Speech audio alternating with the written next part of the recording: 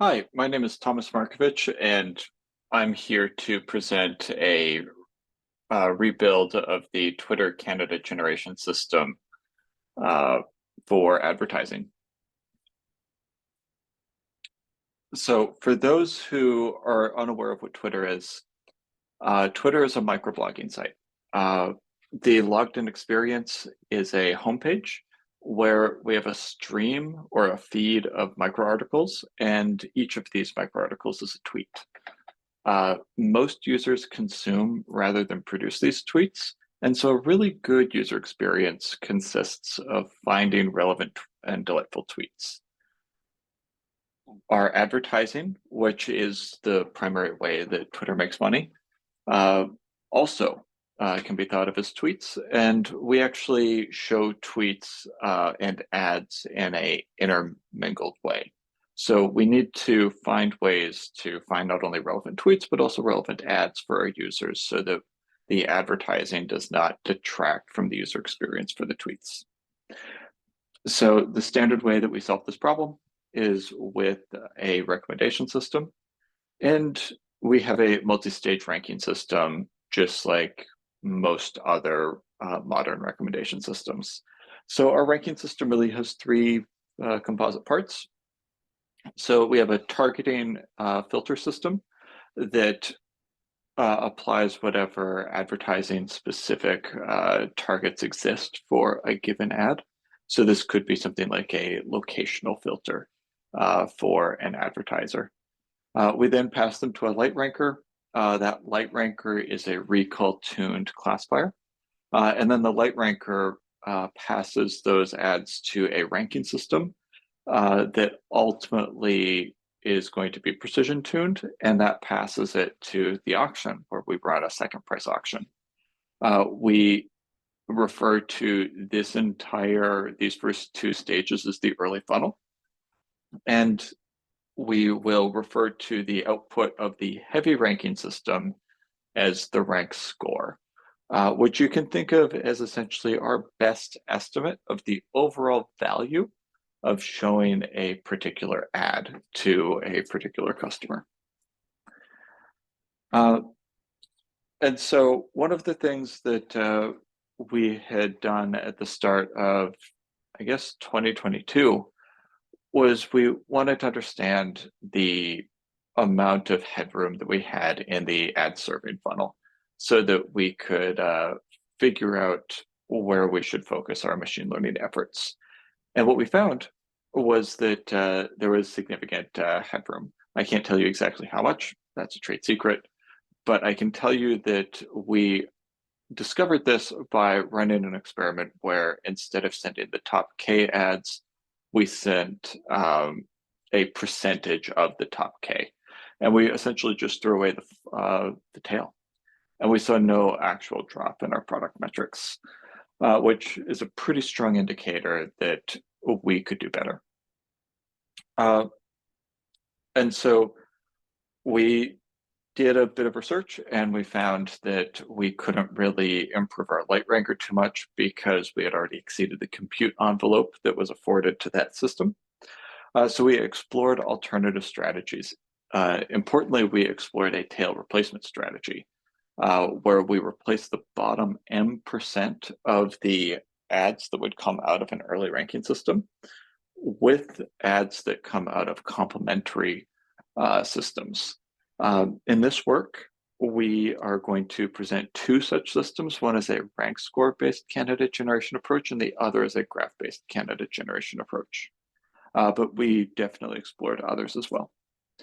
So for the rank score based approach, we took what was originally built for the purposes of making a fully counterfactual simulator, and we use that same data to make a recommendation system. So the way that this works, we have the unconstrained ad serving system that scores for a small number of users all eligible ads at the request level with an extremely low sample rate. And we did this originally so that we could do experiments and train our light ranker without the risk of a feedback loop. Now, what we had realized very quickly was that we have all of these rank scores. These rank scores are incredibly valuable and incredibly expensive to calculate. Why don't we just aggregate them over time and then use these to construct a user ad quality score, which is given here. And then we cache these user ad quality scores, and then for every user that's covered in UAS, we generate the top K ads by just rank ordering by the user ad quality score. And then we write these to a key value store, and then at inference time, all we do is we do a key value lookup, and it's blazingly fast. We did something somewhat similar with the graph-based system. So with the graph-based system, we started with a heterogeneous graph that was composed of users and ad engagements, and then we embedded this. To do our embedding updates, we just went through a warm starting process that was detailed in the paper. But ultimately, we did the search thing. We constructed an ANN index with the item embeddings, and then we just queried the ANN index for all users, and we scribed the top K active ads to a key value store. And we did this every 6 hours. And the 6 was just for compute reasons. So we ran offline experiments with our counterfactual simulator, and we found that we saw lift.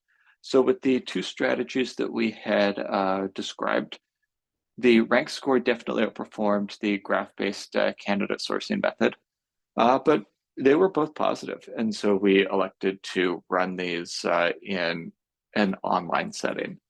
After we got the results back for the graph-based system, we then also explored a time-dependent graph-based system where we generated the user query vectors not from the graph embedding themselves, but from a time-lagged average of the tweet embeddings that the users have engaged with, as generated here. And we actually see that we find significant gains on the graph-based candidate sourcing system, which you would sort of expect. Now here, we've left the objectives purposely vague. That's, again, for trade secrecy reasons. But these objectives are the types of things that you would generally expect. They're web clicks, video views, app installs, that sort of thing. So in the online experiment, we saw that the rank score candidate sourcing system gave us a 1.38% revenue lift, while also giving us a 1% ads value lift. That's really great. And that was a huge success. Unexpectedly, the graph-based candidate sourcing system outperformed the rank score-based system by a factor of 3. And so then we had to figure out, why exactly that was. And it turns out that the graph-based system was reducing our overall advertiser inequality by reducing the top 1% share, which was a fairly significant effect. And so what this really did was it meant our graph-based candidate sourcing method was not only increasing our revenue, but it was also providing a better advertising experience for smaller advertisers. Now, one problem that we frequently ran into was that for very new users, we didn't have good embeddings for them. And so we ran a quick offline experiment where we tried to induct the new embeddings using a system called feature propagation.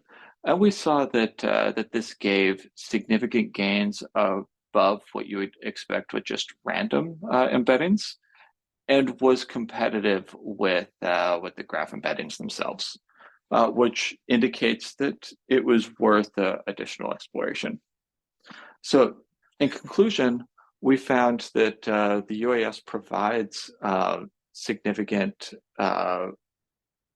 provides a counterfactual simulator, and then we found that the two different sourcing strategies provided significant lift in product metrics basically across the board, validating this entire approach. And we're really excited that that this was deployed at Twitter and really showed significant gains across the board. Thank you, and we're happy to answer any questions at the workshop.